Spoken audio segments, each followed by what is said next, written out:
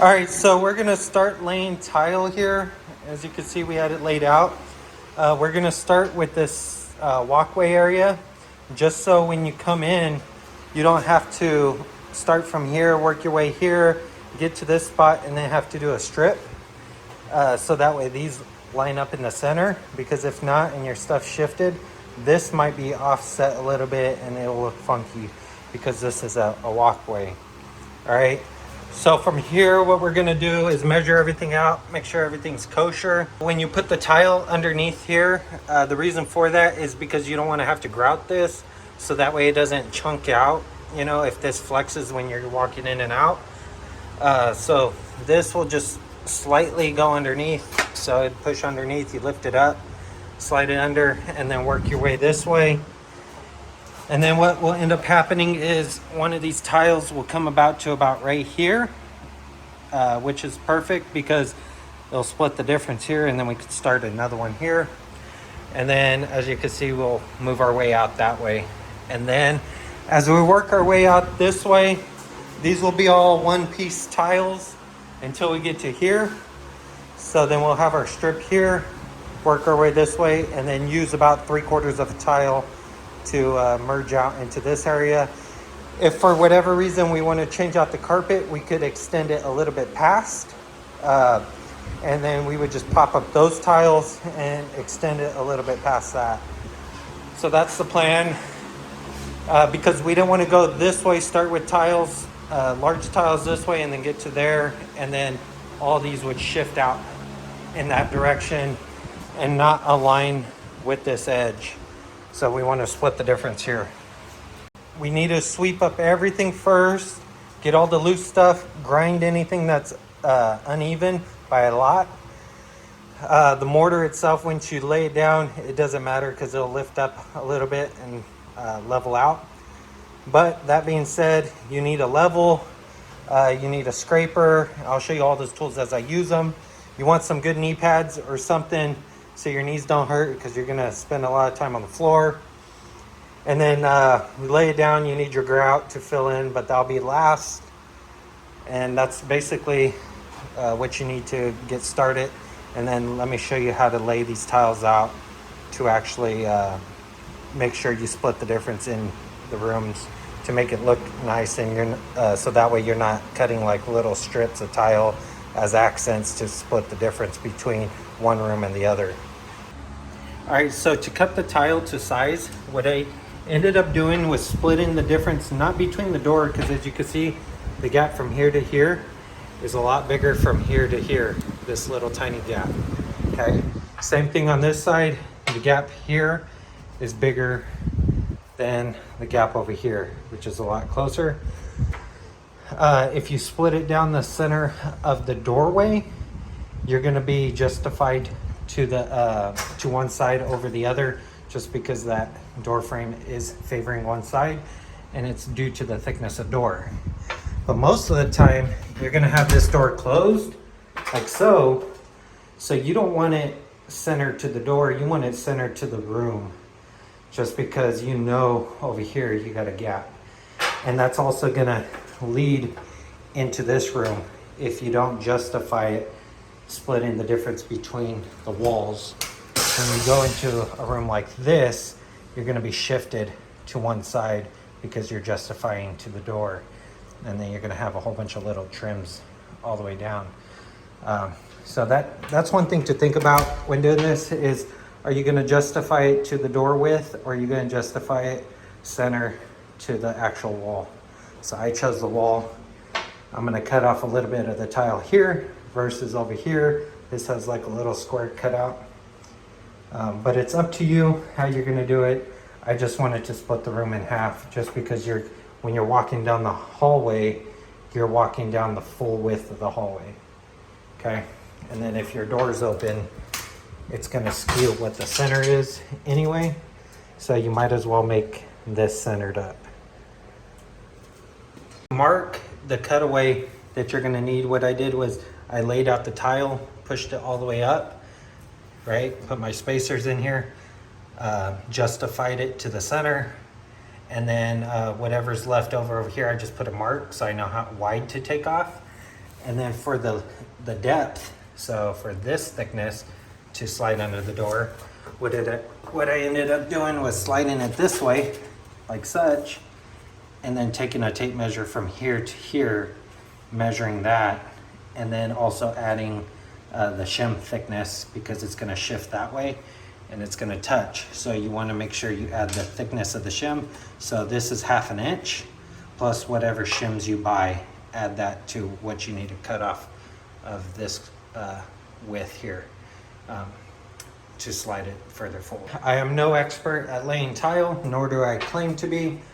This is just, you know, a DIY project for me, renovating this home. So do with it as you please. Just keep in mind how I'm approaching this to lay down the tile. Doesn't mean it's right or the best way or most efficient, okay? But to actually cut the tile, you're gonna need a tile saw, like one of these cheap ones from Harbor Freight or something like this. And what it is it's a diamond blade that goes around, drops water, and then you just slide it, cut it, lined up on this fence, and you can lay tile down, okay? Okay, so as I lay tile here, so to lay the mortar here, what you do is you paste it on, like if you're a baker. And after you paste it on, then you take whatever size ribs you purchase. This one here in particular is 1/4 inch. They have like 3/8, 1/16. So the 1/16 is usually for your countertop. But this one's a 1/4 inch. They got like 1/2 inch and stuff like that. But what you do is you just take it, once you paste it, and you slide it across here, like such. Keep it only at one angle, so don't go crisscross. And just keep sliding it across this whole thing. And then once you get to the end, you could use this littler side to do it like this. Okay. And then you could reapply this stuff back on like such. All right, then you take it back over here and then you smear it on the side so it doesn't get nowhere. And then I just set this right here and lay my tile. You want to fill in all your patches and stuff. Once you're done doing this, then you need to spread it on the honeycomb on the back side of your tile with the spatula, just so it fills in those voids and it grips from there to there when you lay it down. Once you lay your tile down, you put those in between to give you a perfect space. And then after that, you need to take your level and put it on there and check if you're level. And as you can see, I'm perfect right there. So you check it that way, you check it that way, make sure you're perfect. Once you're perfect, then you make sure all the tiles are level across. So you could take this and put it across to make sure it don't teeter-totter. And then if it does have a high spot, you could just step in the center to kind of push it down. Remember, this thing will shift on you, so don't put a lot of pressure. The weight of the tile will basically sit the perfect weight on your mortar here. So mine is basically self-leveling perfectly with the 1/4 inch grout line or the mortar lines, and the weight of this tile, which I think is 16 by 16. That weight of that tile sets it, and it basically perfectly flattens itself out. So it takes a long time and it's hard on the back. So if you're looking at doing this for a profession, I would pass on this. And if you're currently doing it as a profession, you probably aren't supposed to be watching my video. And good luck to you, because you're pretty badass, because this shit takes a lot of work. Laying down the tile, what I found to be more comfortable than these is sitting on a pad, crisscross applesauce. So something like this, laying my tile down and then scoot. These are fine, they work good after it was adjusted. The only issue with these are you're on your hands and knees a lot, and with this being curved, I felt myself leaning forward more because it was pivoting more on this area than a flat would have done. So if these were flat, it would have kept you in place, but these, you have to hold your balance from leaning forward too much. The structure here though helps support your shin, keep everything even, especially with your shoe. So that's a nice touch. But like I said, curvature, I'd rather have it flat just so it keeps me in place when using them. But I do prefer setting something like this on a pad and then laying down the mortar, setting the tile. It's just less on your wrist too, because when you're like this and you're on your knees, I feel like my wrists start fatiguing, especially on cement. It just draws all that moisture out of your hands, touching all this, and your wrists start getting fatigued. The tees I purchased, they have these corner views, and then they have these tee spacers. The corner ones look like this, and the tee spacers look like this. I recommend just buying the corner spacers because they do both. Your tee spacer is basically, you gotta turn it to fit in there like that, right? But these corner ones act as both, so they could go as a tee spacer or they could do the corner. You could put them in the corner like this, so you could do them like that as well. And then what you can do is if you need something for like a corner like this, you could just cut them to size and you'll have whatever shape you need. But these are more stable when you put them in here. I don't like using these because they, as you can see, they kick forward. So when you look closely, they wobble. They don't give you a nice gap here. These support themselves on both sides. So the T spacers are for like countertop or offset tile, as you can see. So if they're not in line like this and you're moving this and offsetting it, then that's the only time you'll probably need a T spacer. You could always cut these. So if you have a whole bunch of these, just cut them to whatever size you need.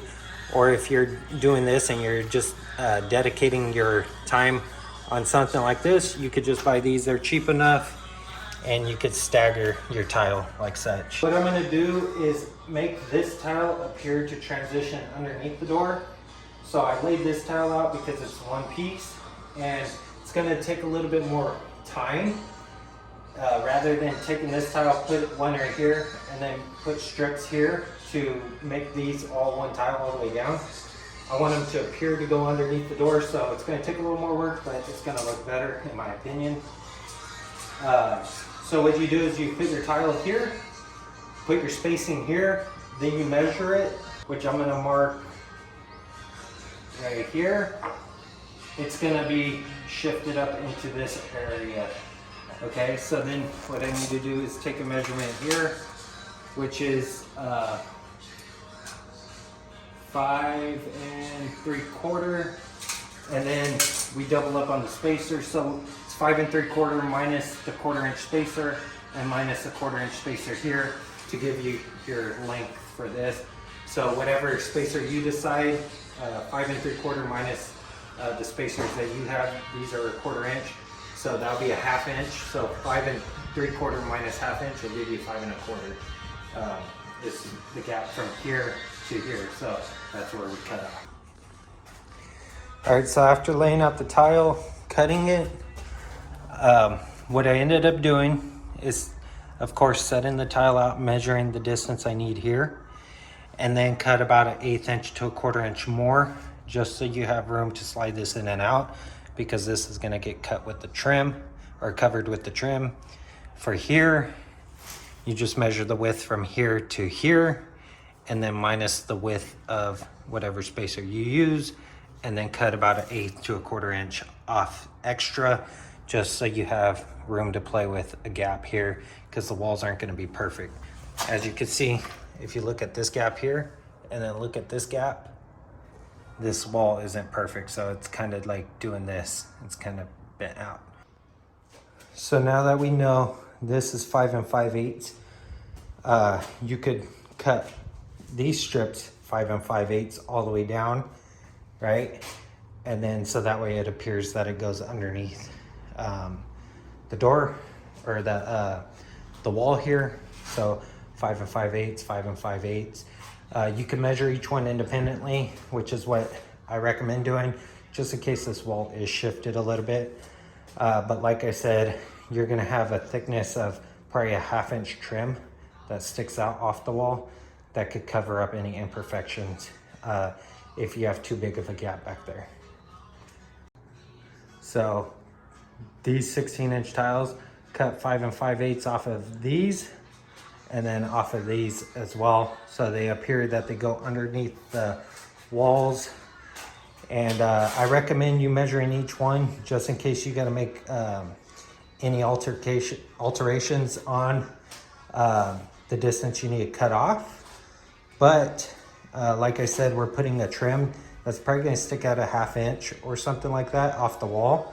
So if you cut off too much, that's more than 5 5/8 for this situation in particular, it's gonna get covered up by the trim. You could always put grout and you won't even notice. So you could just cut all these to whatever measurement you made this with. One of the benefits of having larger tile is you don't have to place as many tiles down, and you don't have to sit there and do each one and grout each intersection and stuff like that. Larger tile, you'll cover a larger surface. The downfall to a larger tile is to set it up so it transitions into, say, another room, and carry that larger tile all the way down, is you're gonna have to make cuts, a lot more cuts. Whereas if you were to have a smaller tile, like a 12-inch tile, you might not need to make as many cuts because each tile could fit into a smaller spot. So keep that in mind when you're deciding whether or not you want to go a larger tile or a smaller tile. Here we have everything laid out for the most part. Need little strips here and there. And then also over here. So this took about 3 days so far. 1 day for the hallway to set that and line up everything. 2 days to do this, and we ran out of the mortar.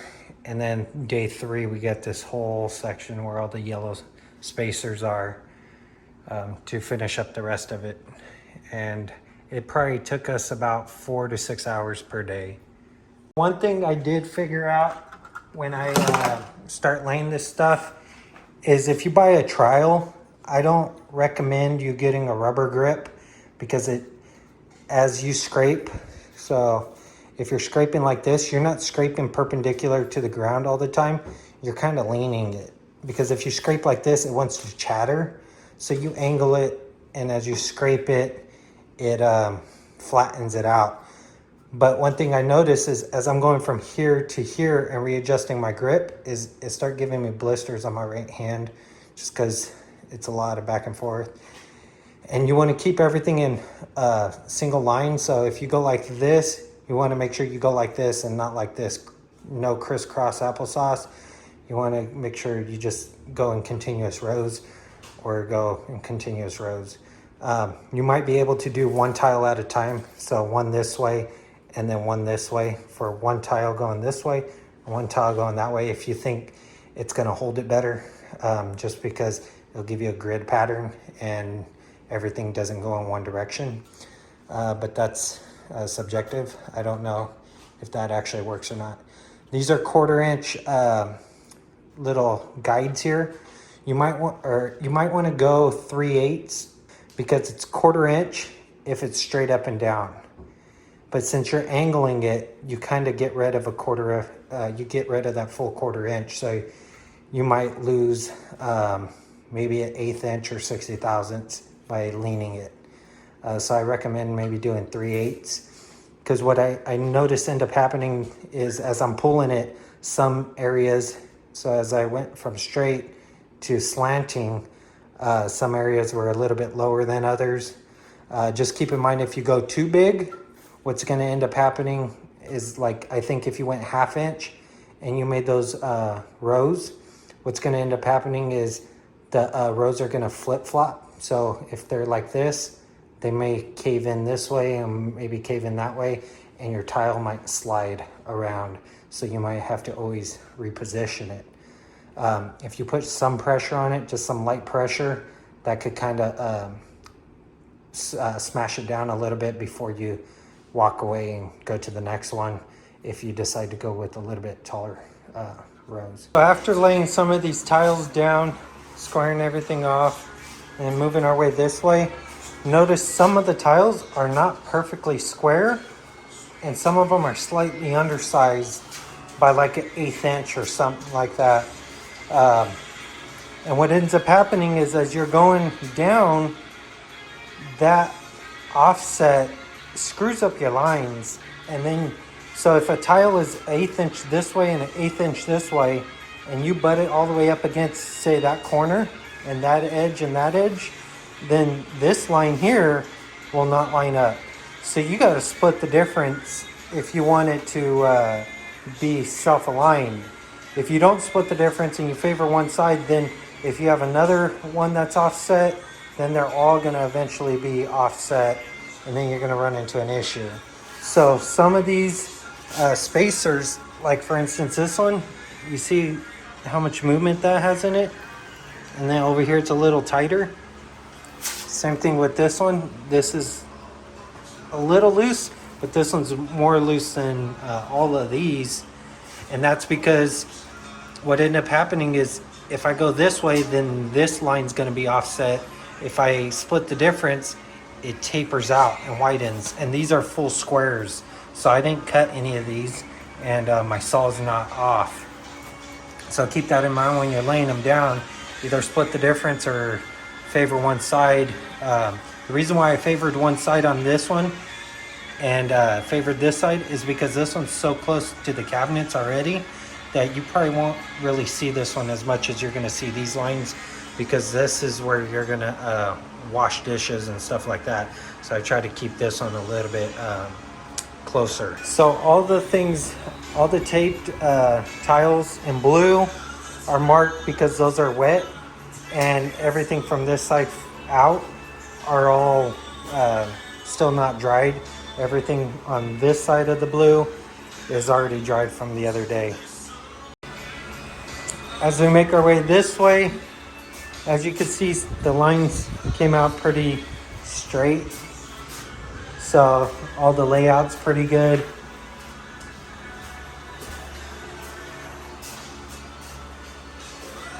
So if you want to do this correctly, I recommend measuring every single tile you have.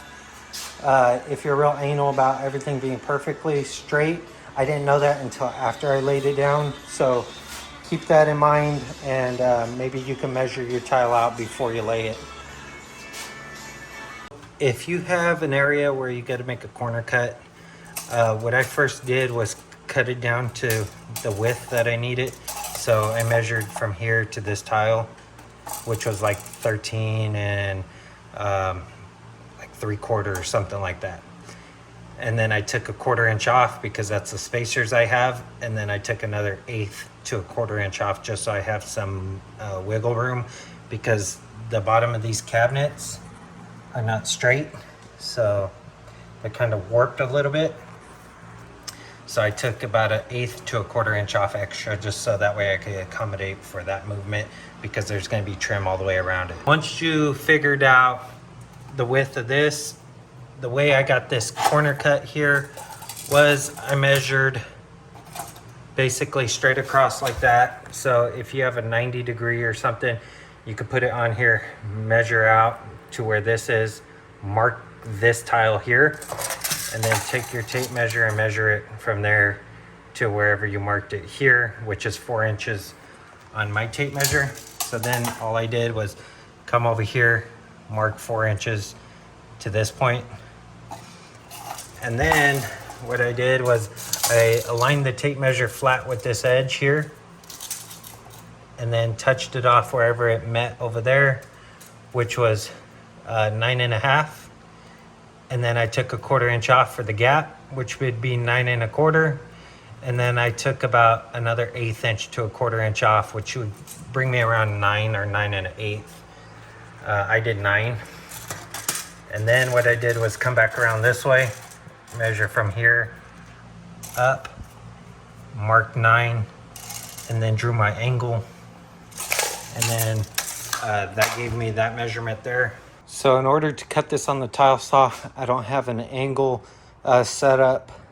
So what I did was I drew a line from there to there straight across, and then I freehanded it. So I aligned it like such, and then made sure that the blade lined up with the line, made my cut.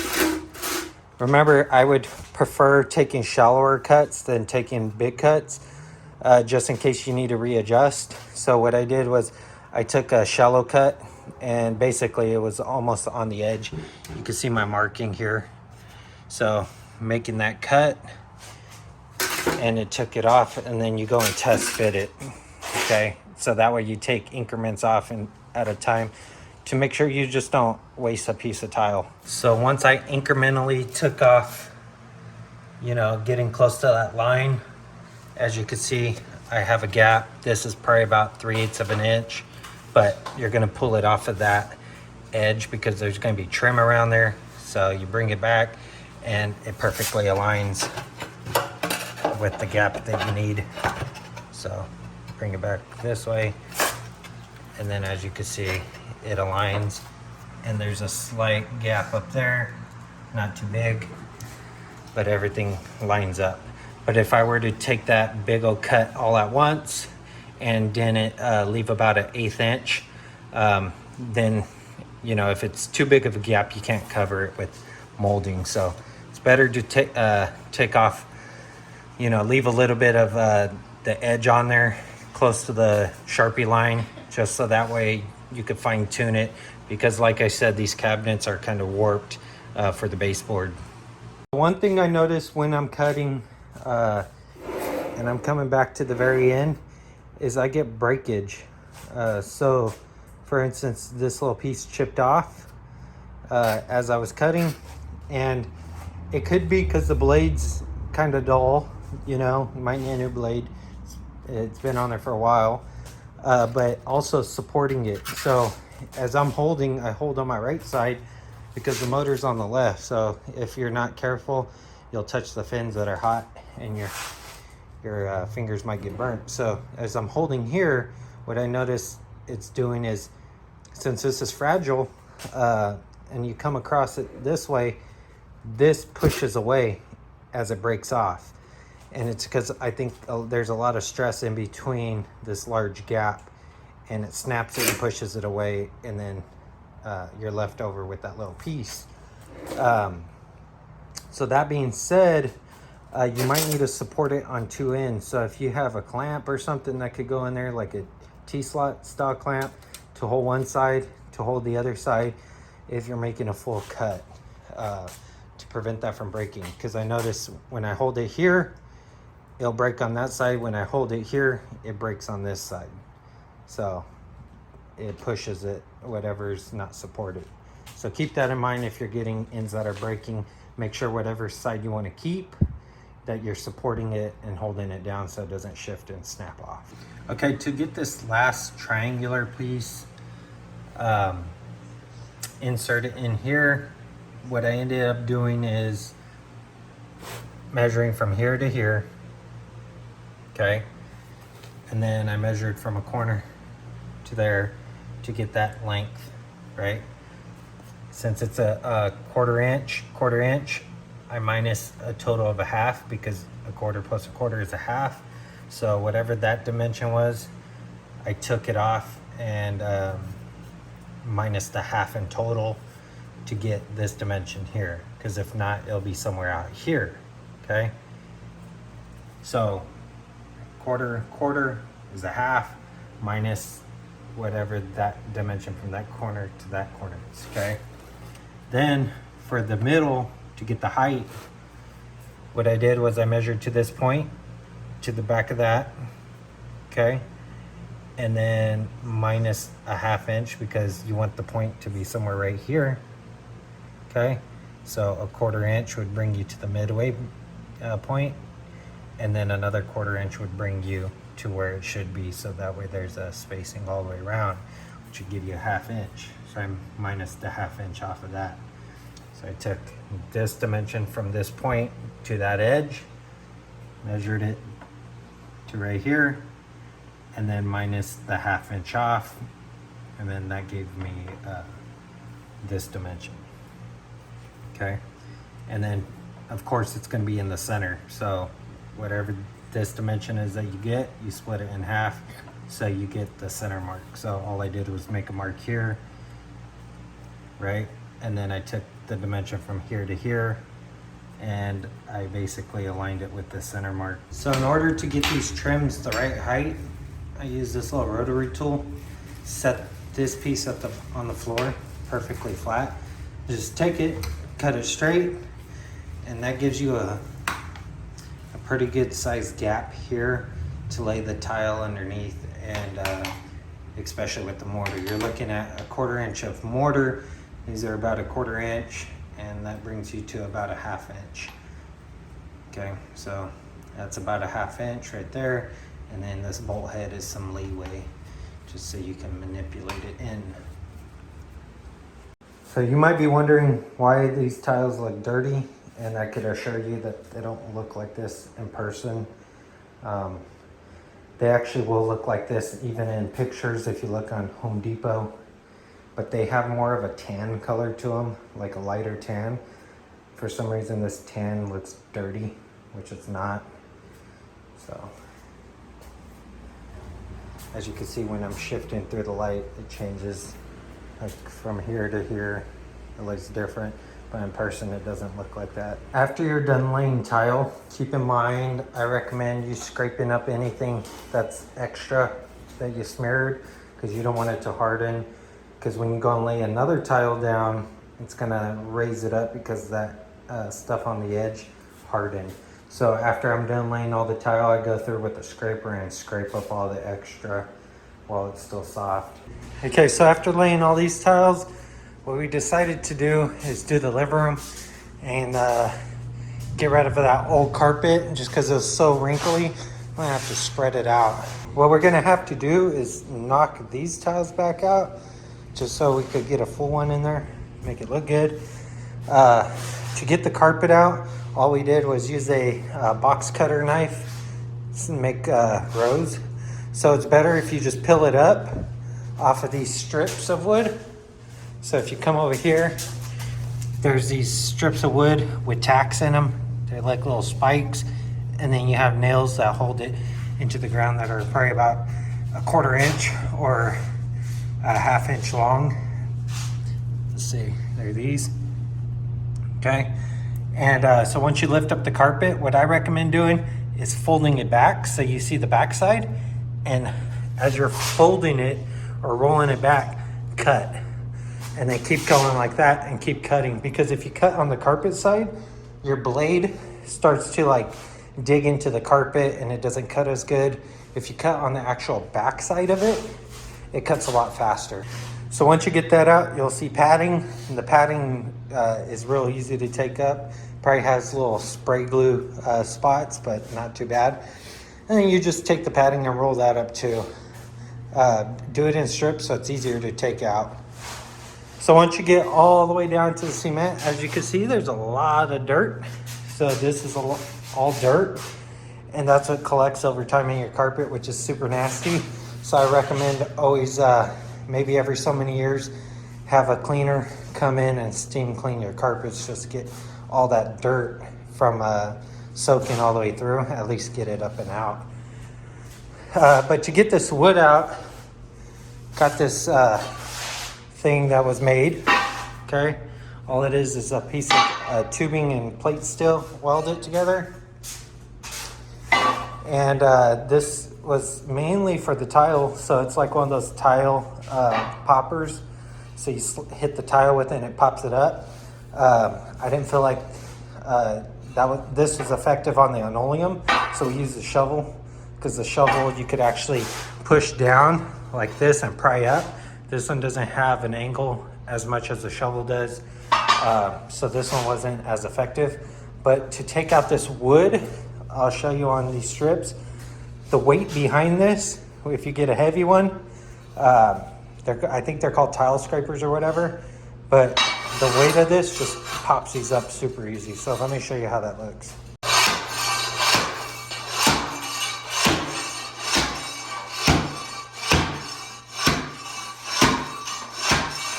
So using a shovel,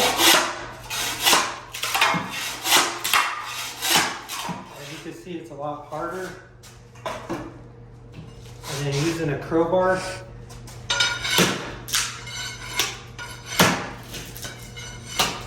it does the job better than the shovel, but it's a lot harder. And you get nails right here, but you gotta use the other end to pop out. So this thing, at least, if you hit it, see, I'm using my left hand, just barely hitting it, and everything comes out at once.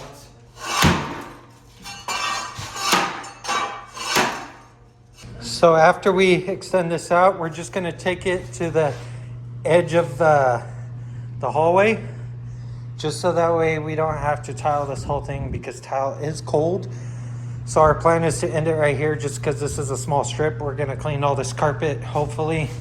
But once we lay the tile in here, we'll lay a big old floor mat, a rug that would take up this whole area, or the rest of this area, and then the furniture around it. And the nice thing about tile near a doorway is it's easier to keep clean, and you won't have all this dust and stuff. So after sweeping everything up, this is the pile of dirt that was in the carpet and the pad. And keep in mind, there wasn't a lot of traffic in this room, as much as there probably would be in an apartment building, or say someone with a whole bunch of kids. And as you can see, that's a lot of dirt and carpet. So that's probably why you want to maybe consider getting your carpet cleaned every couple of years, just to prevent a pile up like that. So to get a full tile in here, to continue on into the living room, what I'm gonna attempt to do is do a C, okay? So I measured over here 9.5 inches, and that would give me a 1/4 inch gap here. So a 1/4 inch gap here, 9.5 inches. And then measured this is 4.5. So I made it 4 3/4, just to give me a little wiggle room, split the difference. 1/8 inch on this side, 1/8 inch on this side, so I could, manipulate it around there. Remember, grout will go in any of the cracks that are exposed, so don't worry about that. And then it'll shift into that, so it looks like one whole tile. Get that C cut out. What I ended up doing was cutting long strips. So cutting long strips this way. Okay, flipped it over, cut long strips this way, just because the blade's curved. We don't care about the bottom, you just care about the top. So it's okay if it overshoots. Once you cut strips that way, you just break them off, and it'll leave you a little nub sticking out. From there, all I did was bring this tile saw this way and slide it across like a table saw, but sideways, and it slowly chips off the little nubs that are there.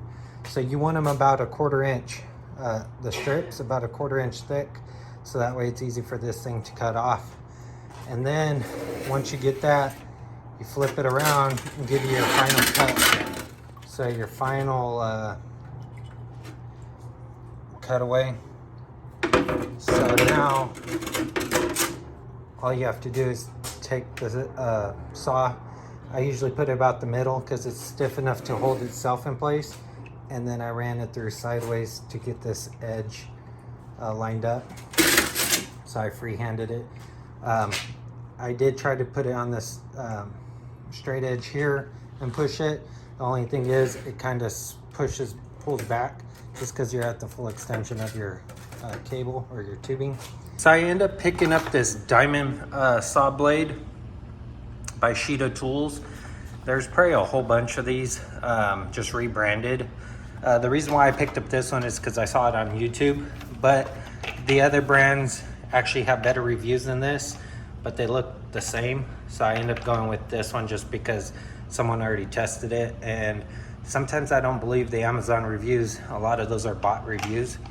But as you could see, as I showed you in the earlier stage of cutting this, I used the tile saw itself.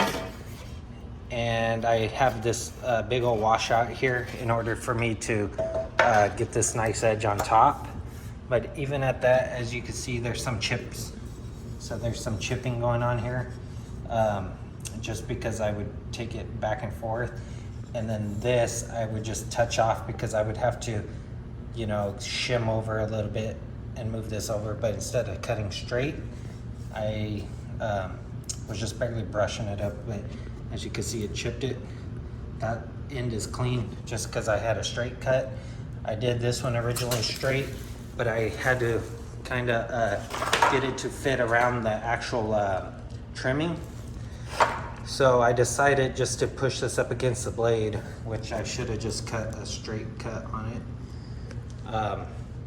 And in doing so, I ended up taking off the trim just because I want this to sit further in and then the trim to go over it. So I'll buy some heavy or some wider trim to cover all this. So this really doesn't matter too much just because the trim's going to sit on top. But this, you'll see these corners right in here. So I decided to buy this blade, and as you can see, I did the same thing as I did on this one over here, but I used the blade to actually get rid of a lot of those rough patches. So that's what it looked like before. And then also you had some chip out. That was all the way down, but this blade cuts in two directions. So this blade will cut straight down, or it will also cut on the side here. So all I did was I took this and touched it straight down and then just ran it back and forth until I got that smooth. And it gave me a nice result. These are made to cut in wet or dry environments. So you could either wet this and then do it just like the regular tile saw blade, or you could just leave it dry, which I did here, and that's the result I got. So these blades, this brand here, Sheeta Tools, they come in 4.5 and 5, I believe. The other brands that look the exact same come in 4, 4.5, 5, I think 6 and 7 inches. So for a larger, so you can put them on your actual tile saw. So I just, like I said, I think these are rebranded. I will probably redo this one just because I don't like the way it's gouged out and the nice result I got here. But the cool thing also about this blade is it will cut cement, anything masonry. So as you can see, it cut through that really fast with no problem. As I was brushing up against this one, I was actually cutting into the cement on accident. I didn't realize, just because it's hard to hold this large of a tool and hold the tile at the same time and not being able to see. They also have cutoff wheel style ones, like for a die grinder setup, which I recommend because you could get into smaller areas with a smaller wheel. And that's the reason why you would pick something like this up, to get around like toilet bowls and stuff like that. So having something smaller is a lot better to manipulate around those tight corners and radiuses. So I'll just demonstrate this cutting through the cement just so you guys can see.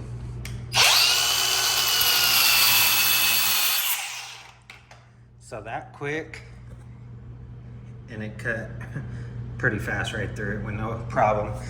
I would recommend, if you can, just keep it wet just to preserve the longevity of this, to keep the life of the blade a lot longer. But they're super cheap. They're only like 10 bucks. So you could buy a few of them and not have to worry about an expensive blade. And for what I'm doing, since I'm just doing the corners with this will last me the whole entire tile layout. And since these are probably the last two that I need to cut anyway, that thing's not gonna dull. All right, so today I was actually able to lay these tiles down all the way around here, all these, including those on the back. So one tip I have for you guys is, I got a few tips, but one major tip is get a few of these bags. Buy the corner ones, don't buy the tees, just buy the full corners because they do straights. So they'll be able to do these straights. If you flip them upside down, they'll be able to do the corner as well, okay? So buy these. I recommend buying at least a minimum of 2 bags. One bag will be, so the reason why it's taking so long is because one bag was only allowing me to do from, say, those 2 tiles or 3 tiles, down here, and then up and over. So that little patch was one bag. And then as you use these, they kind of get crap on them. So you just throw them away because it's hard to scrape it off into those corners. And if you let it build up, what's going to end up happening is your tile spacing is going to be super wide, okay? So I recommend at least a minimum of 2 bags, if not more. The more you have, the more tiles you can lay down, of course.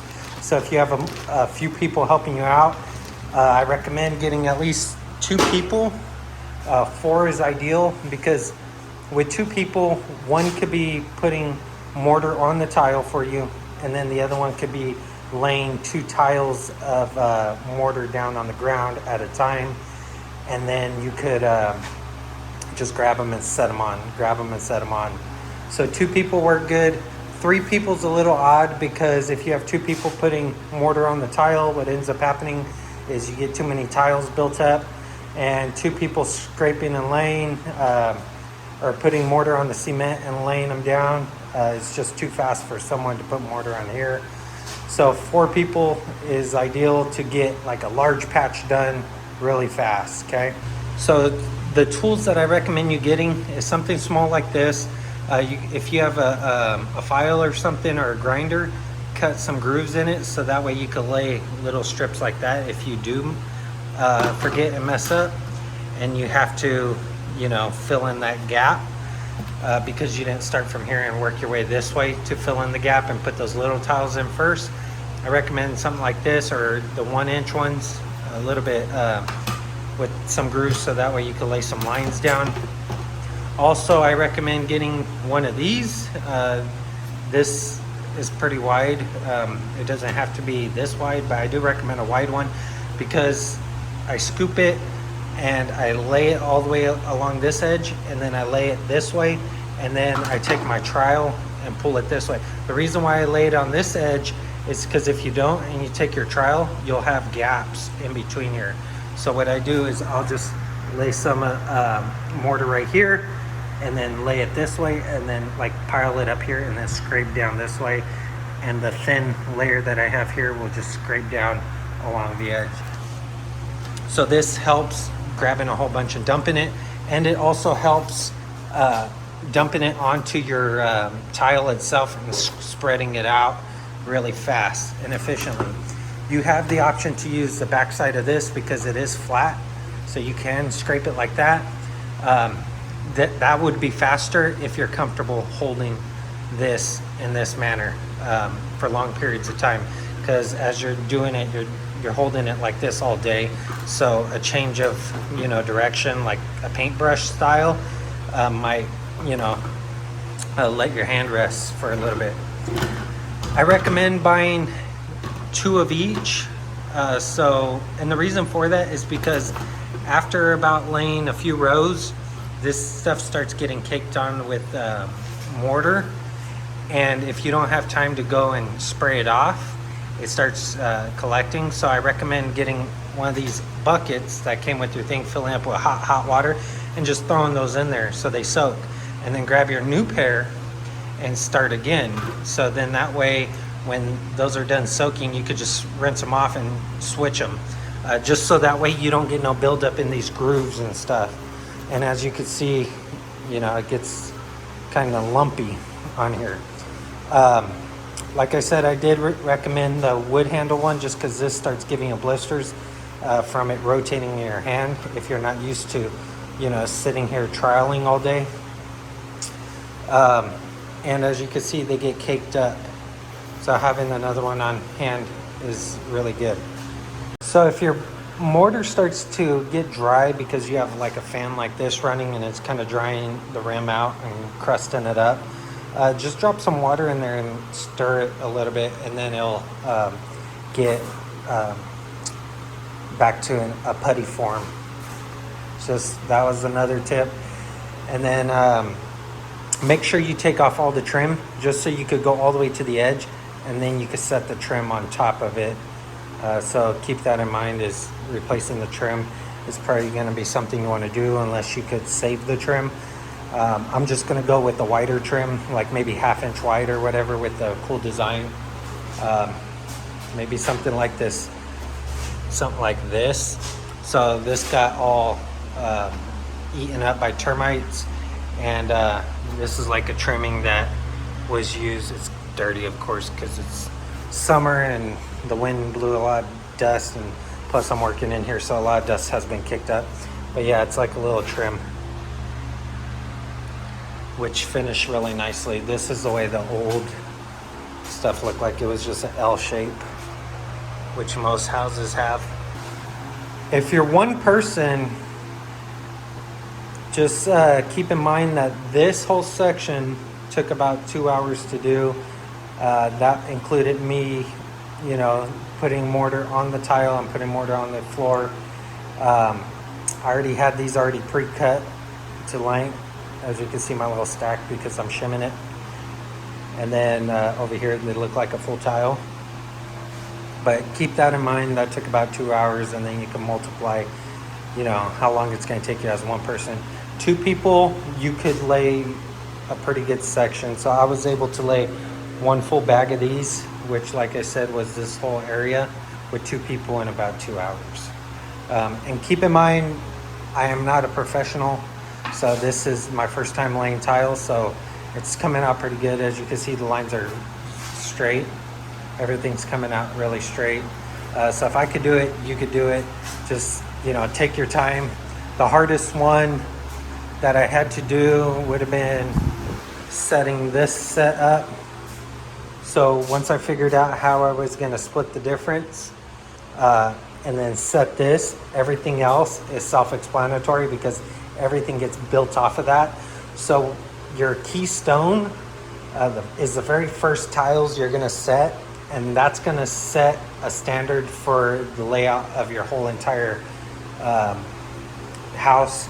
So keep that in mind. And the reason why, like I said, I chose this as my first set instead of that is there was a few reasons, okay? So reason number 1 is I wasn't planning to do the living room. I was gonna do the breezeway, but I decided to do the living room first just because that carpet was thrashed, really nasty. So that was one reason why I didn't start there.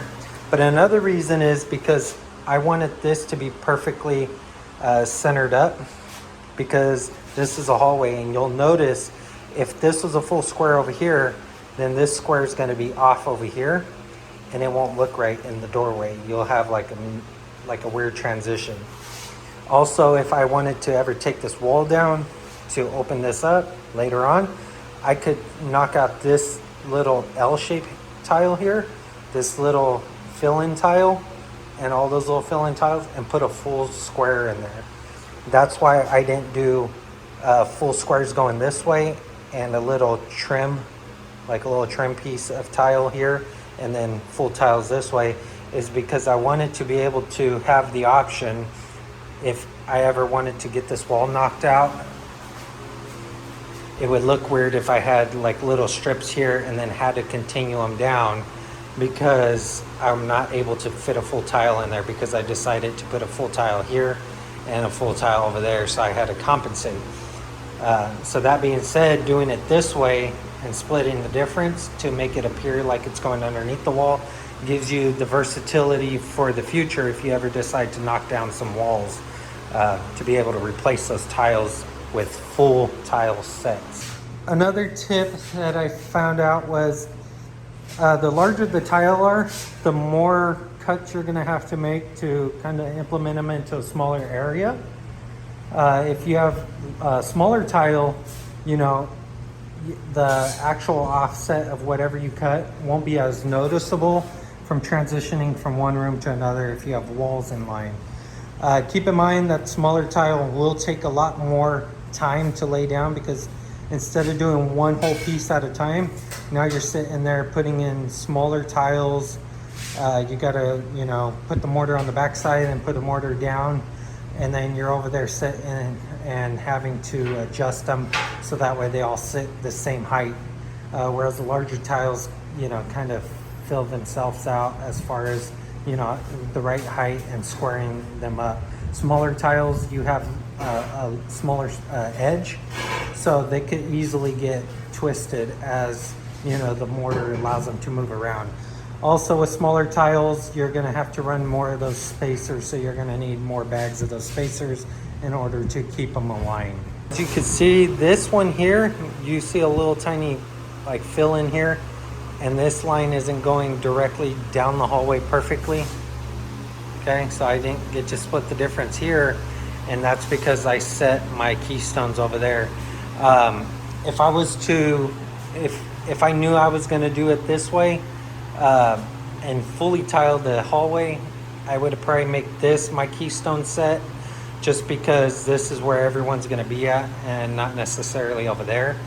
But since I'm not going down that way, it doesn't really define an edge. It's kind of like you see everything as a whole and not a hallway, because that's carpet and stuff.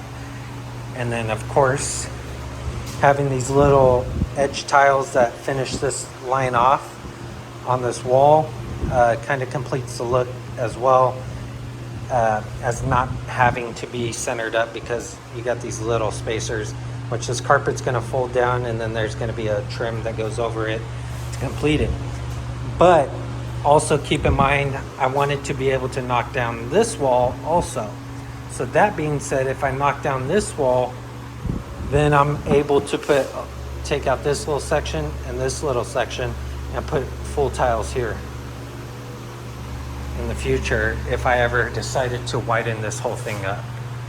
So like I said, before you lay any tile, figure out which ones you're gonna lay first, because once you lay those, you wanna let them dry, so that way you could push and pull and do whatever off of those tiles that are already preset, because that's gonna dictate your lines, make sure everything's square. So spend the most time that you can on your first set of tiles. So I made sure I measured everything, got everything perfect and what have you, and then laid this down. But like I said, if I was going to redo it, I would have probably started with the hallway as the centerpiece, but I wasn't figuring I was going to do over here. But it is what it is, and it kind of played out nicely just because I was able to add those strips in, which kind of, you know, breaks up the look of it having to be perfectly in line, and you know, it just blends in all together. So if this wall's out, it'll just look like a big square. You wouldn't even notice that this needs to go right down the middle. Whereas that hallway is real narrow, so it's, you know, evident that that's a thing. Unless you take out that wall, then it really doesn't matter. But since there's a doorway there, it might show up a little bit versus this big opening. That doorway might show that it's not lined up. More evident because of the fact that if you're concerned about your hallways and stuff not lining up perfect like this one, because we decided to line up this hallway, and this was kind of like our keystone, you know, so we wanted to line this up, and we didn't want to have little tiles here. So since we decided to line it up, if this is a concern for you to have these tiles like offset like that to appear to be underneath the wall, what I've seen people do is get the rectangle, or there's actually a pattern for it that you can purchase, but it's a rectangle piece. So say one like this, and then you'll put another rectangle here and a square here, and it'll give you like a weird offset. They have different patterns like that. Some are cracked looking. And then if you get something like that, you don't have to worry about straight lines being aligned in your hallways or what have you, because it's just a random pattern. And that being said, it's not really dictating a direction. It's kind of like just a random pattern all the way down. So if you do mess up and say you didn't align the tiles, you wouldn't see it as bad as say something like this where, you know, you might want it directly down the hallway and keep it in alignment. Because if we continue this down the hallway, now this tile is going to be split and now this line is going to be, you know, offset. That's why we're not continuing down the hallway. And then also, not only that, it's not that we don't want to or that we can't continue it down the hallway because that offset. It's really because we wanted to keep that carpet, because tile is colder in the wintertime than carpet. That's why the only reason why we did tile here is because we had tile left to actually do the living room, and we're going to put a big old floor rug here just to keep it warm during the winter time. And then it's easy to pick up since there's going to be a lot of traffic in here from people, you know, hanging out. So that being said, we could always take up the rug, take it outside and clean it out. Whereas if you had carpet here, it just collects like we showed you. Hallways and bedrooms don't get as much use as say the living room. So that being said, you know, it's okay to keep carpet there. So we're gonna have all this clean too, all that carpet, just so it's cleaned up. So to gauge the size of this room here in particular, you're looking about 1, 2, 3, 4, 5, 6, 7, 8, 9 in length or width of the room. And then in length of the room, you're looking at 1, 2, 3, 4, 5, 6, 7, 8, 9, 10, 11. And then that's about a half, so 11 and a half, 12 if you want to round it up, for the length of this room. Okay, then we make our way into the kitchen, and for the width of the kitchen, you're looking at 1, 2, 3, 4, 5, half, so that's 6 wide. And in length, you're looking about 1, 2, 3, 4, 5, 6, 7, 8, 9, 10, 11 in length that way. 17 3/4 inch square tiles. In this, you're looking at 2 wide and 1, 2, 3, 4, 5 in length for the hallway. And in the bathroom, you're looking at 1, 2, 3, 4, 5 wide, and in length 1, 2, 3, 4, 5, 6, 17 3/4. So that's gonna finish out this whole room, this whole living room. Okay. If you like this video, give it a thumbs up. It's greatly appreciated. If you want to see content like this and other content I'll be posting in the near future, like the grout, stay tuned for that. But until next time, I'll see y'all in the next one. Thanks for watching.